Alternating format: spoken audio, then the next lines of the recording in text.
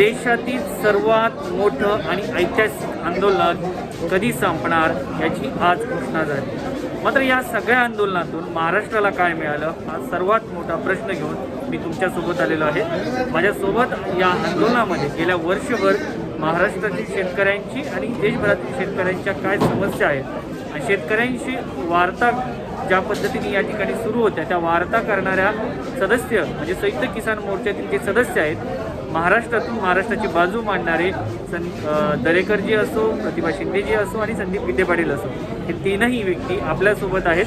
त्यांच्याशी आपण चर्चा करणार आहोत। सर्वप्रथम आज निर्णय काय झाला हे जाणून घेतल्यानंतर महाराष्ट्राला काय मिळणार आहे हे आपण त्यांच्याकडनं जाणून घेणार आहोत। दरेकरजी मला सांगा की ह्या आज काय निर्णय झाला आहे? आजचा जो निर्णय झाला आहे तो काल जो मसुदा पाठवला होता त्यावर एकमत झालं आणि सरकारकडून त्याचं लिखित साईन करून आणि राजपत्रितवर त्याचं पत्र मिळालं। उद्याच्या दिवशी एक पॉज घेऊन परवाच्या दिवशी आम्ही जल्लोष करणार आहोत। म्हणजे आपले देशाचे बिपिन रावत यांची जी काही शिफारस झाली त्यामुळे उद्याच्या दिवस थांबतोय आणि परवाच्या दिवशी तो आम्ही करतो। आता महाराष्ट्राला काय मिळालं हे जर सांगायचंच ठरलं तर 24 नोव्हेंबर मागच्या वर्षी पहिल्यांदी सराय कालेखा पोलीस स्टेशनमध्ये 17-18 तास काढल्यानंतर जे आंदोलन सुरू झालं तर ते शेवट Singhu border, Palwal border, Ghazipur border आणि तिथून परत सिंगू बॉर्डरपर्यंत आलं। हे येताना प्रत्येक वेळेस विषय होता तो MSPचा। MSPच्या बाबतीत इतर राज्यांपेक्षा जर काही मिळेल तर सगळ्यात जास्त हे महाराष्ट्राला मिळेल, कारण MSPच्या अंतर्गत जे काही पिकं येणार आहे ते महाराष्ट्राचे 23 पिकं MSPच्या अंतर्गत येतील।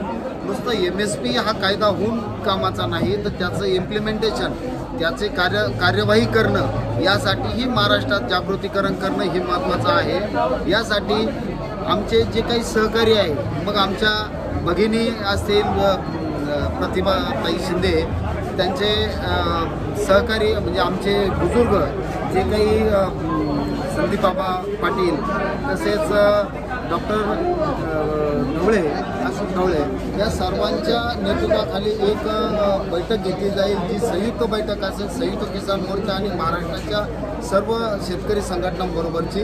आणि त्यात ह्या बऱ्याच गोष्टींचा ओवापोह करून आणि समजून सांगितलं जाईल की MSP काय आणि MSP कशासाठी आणि यात शेतकऱ्याचा फायदा काय। यासाठी लवकरच आम्ही महाराष्ट्रात बैठक घेऊ। एक मुद्दा ताई हा पण महत्त्वाचा, आता MSPचा मुद्दा आलेला आहे। महाराष्ट्रातील शेतकरी तितक्या प्रमाणात या आंदोलनामध्ये सहभागी झाला आहे। त्याचा जर विचार करायला गेलं तर महाराष्ट्रासाठी MSP हा सगळ्यात महत्त्वाचा मुद्दा आहे। त्याच्यासाठी महाराष्ट्रामध्ये आगामी काळात जनजागृती केली जाईल। म्हणजे खरं म्हणजे हे तितकंसं खरं नाही आहे की महाराष्ट्रामधला शेतकरी तो भलेही बॉर्डरवर आला नसेल, पण वर्षभरामध्ये जर आपण बघितलं तर एका संघटनेमधल्या 500-500, 1000 कार्यकर्त्यांवरती 18, 19 केसेस आहेत। म्हणजे इतकी आंदोलनं एका संघटनेने केलेली आहेत। त्यामुळे आणि तेही महाराष्ट्राच्या सर्व जिल्ह्यांमध्ये। त्याबरोबरीने कोरोनाचं संकट समोर असताना, महाराष्ट्रामध्ये सगळ्यात जास्त कोरोना असताना सुद्धा शहाजापूर बॉर्डर असेल, पलवल बॉर्डर असेल, याचं नेतृत्व आणि याची मोठ्या संख्येनं सांभाळण्याचं काम महाराष्ट्रातल्या साथींनी केलेलं आहे। अगदी आपल्या महाराष्ट्रातली भगिनी सीताबाई तडवीनं जे शहादत दिलेली आहे ती सुद्धा महाराष्ट्रामधली नव्हे तर देशातली पहिली महिला होती, हे आज याच्याने सांगितलं गेलं 9 मेंबर कमिटीच्यामध्ये। तर त्यामुळे आपलं योगदानही याच्यामध्ये फार महत्त्वाचं राहिलेलं आहे। आणि त्यामुळे MSPची लढाई याच्यामध्ये खरं म्हणजे आमची लढाई 5 वर्षापूर्वी जो अखिल भारतीय किसान संघर्ष समन्वय समिती बनली किंवा वेगवेगळे ककाजींचं वेगळं संघ अलायन्स बनलं, नंतर या आपल्या वेगवेगळे अलायन्स जे बनलेले होते त्यांची खरं देशामध्ये 2 मागण्या होत्या। एक तर आम्हाला स्वामीनाथन आयोगाप्रमाणे MSP द्या आणि दुसरं होतं कर्जमुक्ती द्या। पण आम्हाला मोदींनी त्यांच्या बॅटलवर खरं म्हणजे खेळायला लावलं। त्यांनी कोरोनाचं भय दाखवून आम्हाला घरामध्ये बसवलं आणि यांनी मात्र इकडे भांडवलशांच्या हातात घालून हे 3 काळे कायदे आणले आणि म्हणून पहिल्यांदा लढायला त्याच्यावरती लागलं। ती लढाई आता जी संपलेली महत्त्वाची लढाई MSPची। आपण हे लक्षामध्ये घ्या, महाराष्ट्राने पहिल्यांदा देशाला शेतकऱ्यांची व्याख्या काय असली पाहिजे हे दिलं। या आंदोलनामध्ये जी शेतकऱ्यांची व्याख्या केली जाते तो शेती करणारा शेतकरी नाही, शेती करणारा शेतकरी, त्याच्याबरोबर राबणारा शेतमजूर,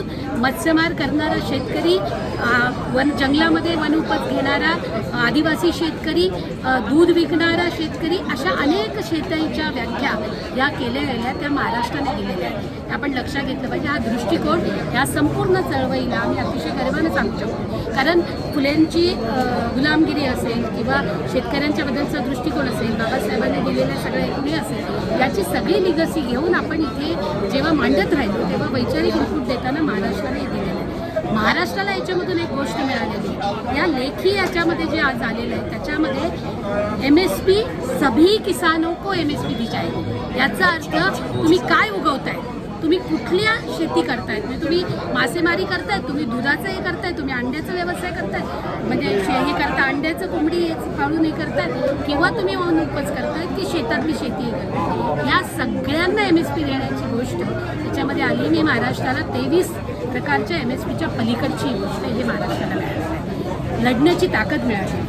शेतकऱ्याचा मुद्दा पुन्हा एकदा ऐरणीवर आलेला आहे. शेतकऱ्याचा मुद्दा हा राजकारणाच्या वेळेस जातीपातीच्या याच्यामध्ये वाटून शेतकऱ्याला जे तुकडे केले जात होते, आम्ही शेतकरी म्हणून राजकारण करू शकतो, ते आमच्या खुर्चीचं राजकारण नसेल पण आमच्या मुद्द्याचं राजकारण असेल, हे पण झालेलं आहे. आणि म्हणून विधानसभेमध्ये सुद्धा आत्ता शेतकऱ्यांचा मुद्दा ऐरणीवर बघतोय. हे महाराष्ट्राला मिळालं आहे, देशालाही मिळालं आहे. या आंदोलनानं देशातल्या शेतकऱ्यांना इज्जत दिली, देशातल्या शेतकऱ्यांचा मुद्दा ऐरणीवर आलेला आहे.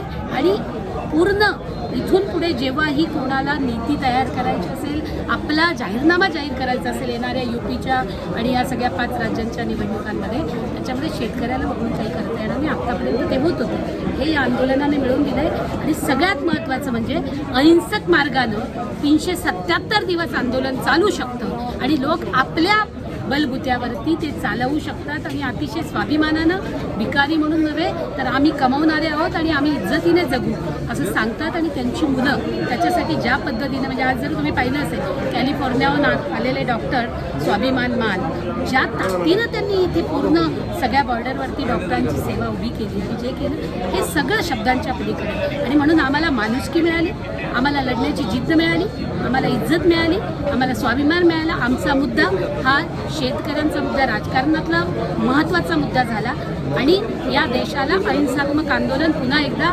लढता येऊ शकतं, गांधीच्या मार्गाने जाता येऊ शकतं, हे आम्ही दाखवून दिलं. आणि म्हणून हे पायोनर झालेले आहे, हे अत्यंत महत्त्वाचं आहे. आणि म्हणून या आंदोलनाचं महत्त्व फार वेगळं आहे. निश्चित. संदीप विखे पाटील देखील आहेत, त्यांनी महाराष्ट्रामध्ये या संदर्भात मोठा प्रचार केला होता. आज विजय आलाय, महाराष्ट्राला काय मिळालं हा सगळ्यात मोठा प्रश्न. कारण महाराष्ट्राचा प्रश्न MSP होता, त्या अजून पत्रात पडले नाही, त्याबद्दल काय? नमस्कार. प्रथमतः मी मॅक्स महाराष्ट्राचं खूप खूप आभार मानतो. महाराष्ट्रातला डिजिटल प्लॅटफॉर्म जो पहिल्या आंदोलनाच्या डे 1 पासून आजपर्यंत हे संपूर्ण आंदोलन आणि उतार चढाव या आंदोलनाचे ट्रॅक करतोय आणि महाराष्ट्रातील सामान्य शेतकऱ्यांच्यापर्यंत पोहोचवतोय. पहिल्यांदा आपल्याला हे विचारात घ्यावं लागेल की या आंदोलनाचं जे स्वरूप होतं ती कुठलीही एक संघटना किंवा एक झेंडा किंवा कुठला पक्ष असं नव्हतं. एक अम्ब्रेला बॉडी एकत्र येऊन हे आंदोलन झालेलं होतं. आणि अशा प्रकारचं शेतकरी आंदोलनाची अम्ब्रेला बॉडी खाली हे आंदोलन करण्याची जी बीजे आहेत ही महाराष्ट्रामध्ये ज्यावेळेला पुणतांब्याचा शेतकरी संप झाला तेव्हा ती त्या ठिकाणी रोवली गेली. जवळजवळ 23 शेतकरी संघटना एकत्र येऊन त्या ठिकाणी किसान क्रांती आणि नंतर सुकाणू समितीची स्थापना झाली. त्यानंतर देश पातळीवरती राष्ट्रीय किसान महासंघ आणि अखिल भारतीय किसान कोऑर्डिनेशन कमिटीची त्या ठिकाणी स्थापना झाली. हे 2 जे काही महासंघ आहेत आणि कोऑर्डिनेशन कमिटी आहे हे वेगवेगळं काम करत होते, परंतु दोघांचा उद्देश हा एकच होता, किसानों के 2 आयाम ऋणमुक्ती और पूरा दाम. आणि ह्या MSPसाठी वगैरे राजू शेट्टी साहेबांनी वगैरे संसदेपुढं मोठं आंदोलन त्या ठिकाणी उभा केलेलं होतं. ज्या वेळेला 3 कृषी कायदे आले त्यावेळेला मात्र एक देश पातळीवरील अम्ब्रेला बॉडीची एकत्र येण्याची गरज होती आणि त्यामुळं देश पातळीवर संयुक्त किसान मोर्चा स्थापन झाला. किंबहुना या आंदोलनाची बीजे जी आहेत ते आपल्याला महाराष्ट्रातूनच त्या ठिकाणी बीजे रोवली गेलेल्याचं आपल्याला अधोरेखित करावं लागेल. आता याच्यातला राहिला प्रश्न जो आहे तर किसानों के 2 आयाम ऋणमुक्ती और पूरा दाम हा जो विषय आहे हा प्रत्येक शेतकरी नेत्याच्या, संयुक्त किसान मोर्चाच्या प्रत्येक शेतकरी नेत्याच्या नसानसामध्ये, मनामनामध्ये बसलेला आहे. आज 3 कृषी कायदे जे आहेत त्या ठिकाणी एक वेगळ्या पद्धतीनं एक हुकुमशाही प्रवृत्तीनं त्या ठिकाणी लादले गेलेले होते. त्या प्रवृत्तीला सांगणं गरजेचं होतं की या देशामध्ये लोकशाही आहे, या देशातल्या अर्थव्यवस्थेमध्ये शेतकरी हा केंद्रबिंदू आहे आणि हे आंदोलन पूर्णपणे 378 दिवस चालून यशस्वी त्या ठिकाणी केलं. कायदे सरकारला मागं घ्यावे लागले. त्याच्यानंतरच्या ज्या प्रक्रिया होत्या त्याच्यामध्ये केसेस वगैरे मागं घेण्याच्या हे झाल्या, परंतु संयुक्त किसान मोर्चा एकत्रित येऊन संयुक्त किसान मोर्चाने घोषणा केलेली आहे की ज्या प्रत्येक महिन्याला बैठका होतील, पुढची महिन्यातली बैठक ही दिल्लीमध्ये आहे आणि प्रत्येक राज्यात वेगवेगळ्या बैठका होतील. त्यामुळं संयुक्त किसान मोर्चाची आगामी बैठक जी आहे ती महाराष्ट्रात देखील होईल. आणखीन संयुक्त किसान मोर्चा मजबूत या ठिकाणी केला जाईल. महाराष्ट्रातल्या अनेक शेतकऱ्यांचं याच्यामध्ये सहभाग होता. सोशल मीडियाच्या माध्यमातून ते व्यक्त होत होते. त्यानंतर महाराष्ट्र बंद असेल, वेगवेगळी निदर्शनं असतील, त्याच्यामध्ये देखील सहभागी झालेले होतील. MSPचा जो मुद्दा आहे तर MSPच्या मुद्द्यासंदर्भात केंद्र शासनाकडनं आत्ता सध्याला लेखी प्रस्ताव आलेला आहे. त्या ठिकाणी कमिटी स्थापन करून त्याच्यामध्ये संयुक्त किसान मोर्चाचं प्रतिनिधित्व मंडळ हे त्यामध्ये सहभागी करून घेतलं जाणार आहे. फक्त 23 पिकाचा नाही, महाराष्ट्रातल्या कांद्याच्या बाबतीतलं, बटाट्याच्या बाबतीतला दराचा फ्लक्च्युएशनचा खूप मोठा इश्यू आहे. तर त्यामुळं आम्हाला असं वाटतं की फक्त MSPच नाही तर WTOकडून येणारे फ्री ट्रेड ॲग्रीमेंट वगैरे आहे याच्यावरती देखील बारीक नजर हे ठेवणं गरजेचं आहे.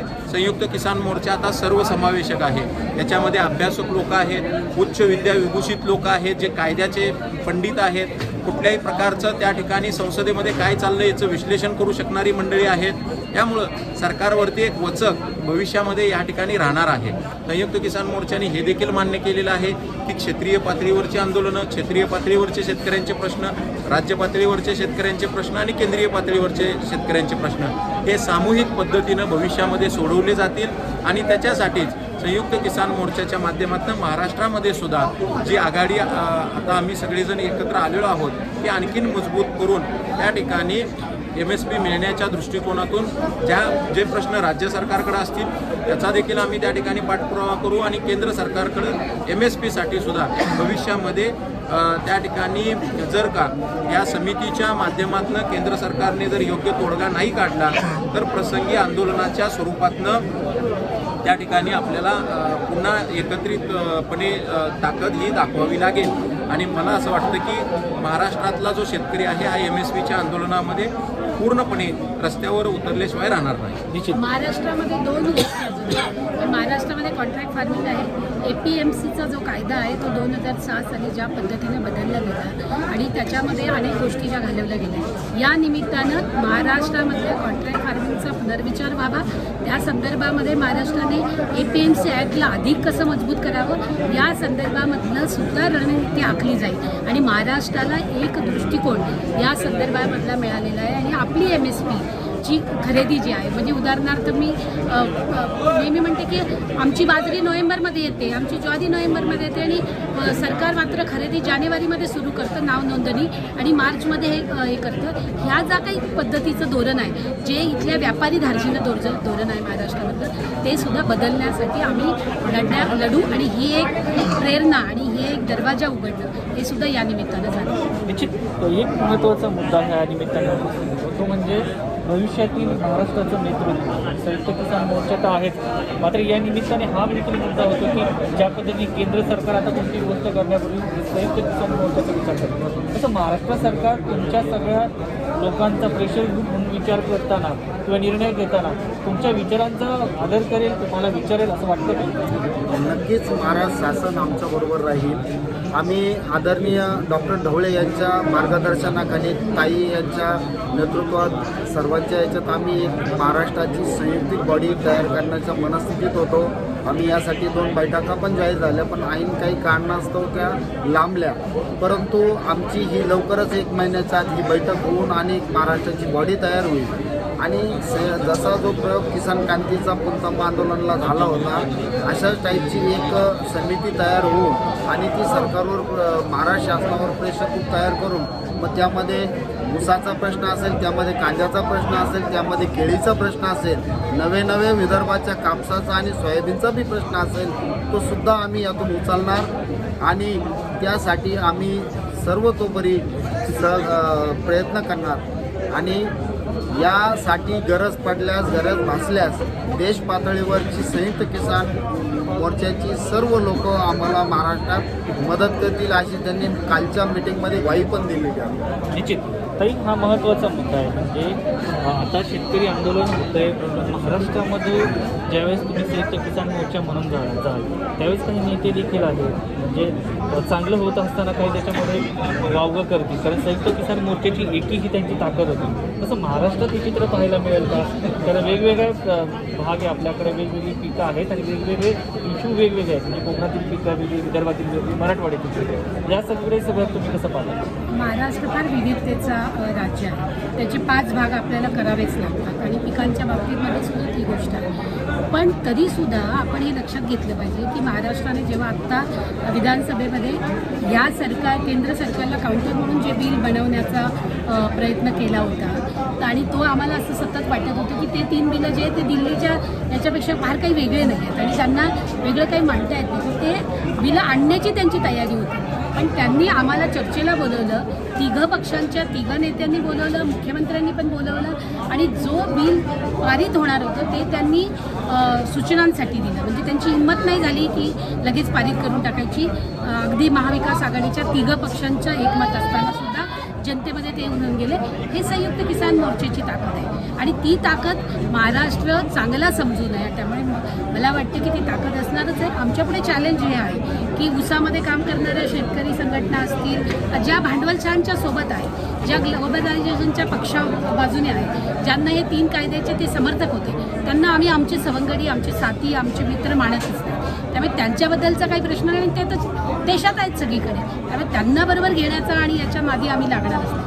पण ज्या आमच्या संघटना आहे, ज्या वेगवेगळ्या, कोणी दुधामध्ये काम करतं, कोणी ऊसामध्ये काम करतं, कोणी कांद्याच्या प्रश्नावर करतं, कोणी MSPमध्ये गौण वन उपजच्या MSP करतं, अशा सगळ्यांना एकत्र घेणं, बुद्धिजीवींना एकत्र घेऊन हे काम उभं करणं आणि विश्वास आहे की महाराष्ट्र तर अधिक पुरोगामी आहे. एखाद्या हुकुमशाला आम्ही नमवू शकतो, त्यांना बाध्य करू शकतो. तर महाराष्ट्रामध्ये तर आपली परंपरा आहे फुले शाहू आंबेडकरांची आणि त्यामुळे येणाऱ्या काळामध्ये शेतकरी संघटना पुन्हा एकदा नव्या रूपानं, नव्या ताकदीनं आणि नव्या उमेदीनं उभ्या राहतील आणि महाराष्ट्रामधले प्रश्न सोडवतील. निश्चित. संदीपजी, एक महत्त्वाचा प्रश्न आहे.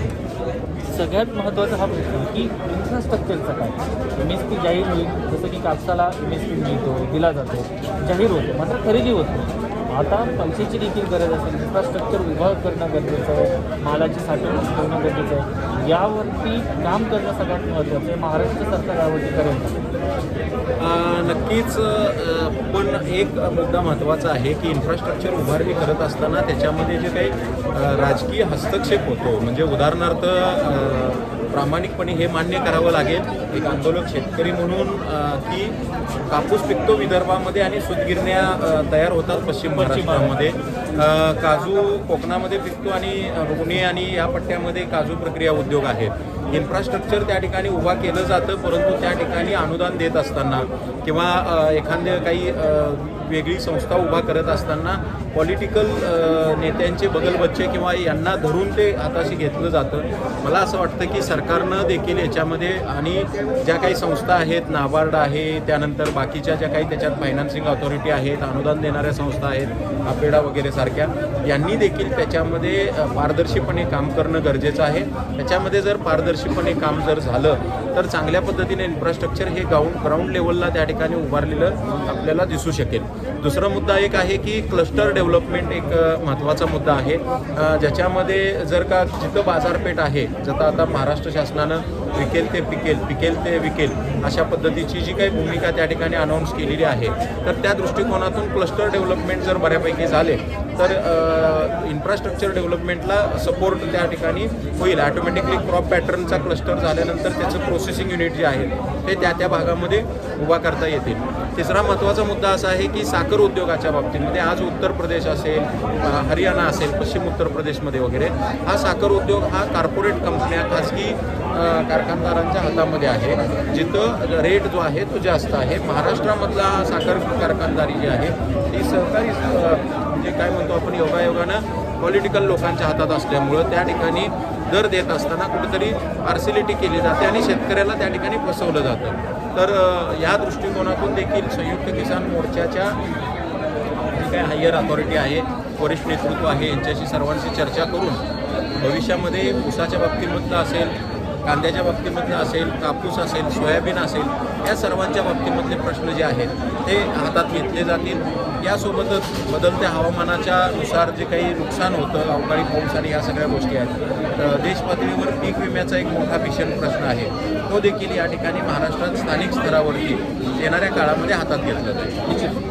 जरी तुम्ही काय सांगाल सगळ्या याच्याकडे कसं बघतात, या ज्या समस्या आहेत त्याचबरोबर महाराष्ट्रामध्ये या निमित्ताने आणखी कोणकोणते मुद्दे तुम्ही चर्चेला घेऊ इच्छितात किंवा मांडू इच्छिता? MSPचा जो मुद्दा आहे, MSPचा जरी कायदा झाला तरी आपल्याला 1973ला जो MP कायदा लागू आहे, म्हणजे मार्केट कमिटीमध्ये ज्यावेळेस मी माझा माल घेऊन जातो त्यावेळेस कलेक्टर ऑफिसकडून त्याची एक प्रतवारी होती आणि त्याला ठरवलं जातं हा नंबर 1, नंबर 2 का BLQ. तर तशा टाईपचा एक पॅटर्न आपल्या महाराष्ट्रात उभा करावा लागेल आणि त्या पॅटर्न जेव्हा उभं राहील त्यावेळेस शेतकऱ्याला कळेल की त्याच्या स्वतःच्या मालाची काय किंमत आहे आणि ती काय किंमतने गेला पाहिजे होता. ही एक बाब झाली. दुसरी बाब जी आहे तर आपल्याला क्रॉप किती लावायचं, म्हणजे समजा आम्ही ज्या भागातून येतो तिथं कांदा आहे, कांदा एखाद्या वर्षी खूप लागवड होऊन जाते आणि बल्क होऊन जातो. यासाठी मी मागच्या आंदोलनात म्हणजे 2017च्या आंदोलनामध्ये महाराष्ट्र शासनाकडे मागणी केली होती. आम्ही असे मागितलं होतं की तुम्ही सॅटेलाईट मॅपिंग करा, म्हणजे शेतकऱ्यांनी शेतीचा त्याचा स्वतःचा माल त्यांनी त्या साईटवर जाऊन आणि तो नोंदवल्यानंतर त्याला कृषी विभागाच्या किंवा रेव्हेन्यू विभागाने त्याला दुजारा देऊन आणि त्याला सर्टिफाईड करायचं आणि त्याचं दर महिन्याची अपडेट तो करणार, जेणेकरून सरकारकडं एक साधारणतः आकडेवारी असते तर किती लागवड झाली, किती गरज आहे आणि बल्क होत असेल तर त्यासाठी बाहेरची WTOमध्ये काही त्याची मागणी टाकायची किंवा काय. या सगळ्या बाबीचा जो अंतर्भूत भाग आहे, ह्या सगळ्या भविष्यातल्या शेतीकडे आपल्याला शेतकऱ्याला घेऊन जावं लागेल. नुसतं सरकारशी न भागडता बाकीच्याही गोष्टींवर एक साजा म्हणजे रचनात्मक कार्यक्रम घेऊन जर पुढे गेलो तर नक्कीच भविष्यातली शेती ही नफ्याची शेती असेल आणि जेणेकरून शेतकरी उत्थानासाठी ती गरजेची असेल असं मला वाटतं. निश्चित. तर महाराष्ट्राला या शेतकरी आंदोलनातून काय मिळालं, जोपर्यंत MSP कायदा होत नाही तोपर्यंत महाराष्ट्राला शेतकरी आंदोलनातून फक्त दिशा मिळाली असं आपण म्हणू शकतो. मात्र या सगळ्या आंदोलनामधून एक लढण्याची संघर्षाची मोठी जी परंपरा आहे ती महाराष्ट्राने या ठिकाणी दाखवून दिली. म्हणजे ज्या ज्यावेळी देशाला गरज होती त्या त्यावेळेस महाराष्ट्र मदतीला धावला, हिमालयाच्या मदतीला सह्याद्री धावला, हे आपण जाणतात. त्याच पद्धतीने या मोठ्या आंदोलनामध्ये महाराष्ट्राचा देखील वाटा आहे. मॅक्स महाराष्ट्राचा प्रेक्षक म्हणून तुम्ही देखील या सगळ्या आंदोलनाला ज्या पद्धतीने प्रतिसाद दिला त्याबद्दल तुमचेही खूप खूप आभार. आणि जे विजयी झालेले आहेत ते शेतकरी, मीही शेतकरी आहे, तुम्ही शेतकऱ्यांच्या जे शेतकरी आपले पाहत आहेत त्या सर्वांना शुभेच्छा आणि पुढच्या लढाईसाठी तुम्हाला शुभेच्छाबरोबरच तुम्ही या लढाईमध्ये सहभागी व्हा. कारण MSP जोपर्यंत शेतकऱ्यांच्या पदरात पडत नाही तोपर्यंत महाराष्ट्रातील शेतकरी आत्महत्या थांबणार नाही. त्यामुळे MSP शेतकऱ्यांच्या मालाला मिळणं हे सगळ्यात महत्त्वाचं आहे. कारण शेतकऱ्यांच्या दारात सगळे भिकारी असतात. आज शेतकऱ्यांकडे तुम्ही पाहत आहात की देशभरातील जे नेते आहेत ते कशा पद्धतीने लोटांगण घालत आहेत आणि शेतकऱ्यांच्या मागण्या ज्या आहेत त्या मान्य कराव्या लागल्या. त्यामुळे जगाचा पोशिंदा असलेल्या शेतकऱ्यासमोर सर्वांना झुकावं लागतं हे पुन्हा एकदा सिद्ध झालं आहे. Max Maharashtra news, Delhi, Singpur.